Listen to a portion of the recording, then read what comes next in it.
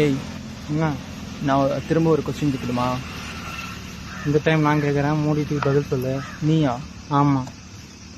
என்ன வேலை செய்கிற? Assistant professor. நான் கேட்குற கேள்விக்கு மட்டும் பதில் சொல்லணும். நீலாம் இது ஆய்க்கே இல்லை.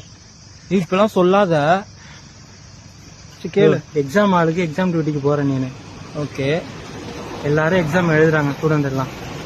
சரி. திடீர்னு ஒரு ஸ்டூடெண்ட் மட்டும் எந்திரிச்சு ஆடுறான். ஏன்? அவனுக்கு டான்ஸ் ஆட பிடிக்கும், அதனால ஆடுறான். இல்லை, ஆ, யோசி.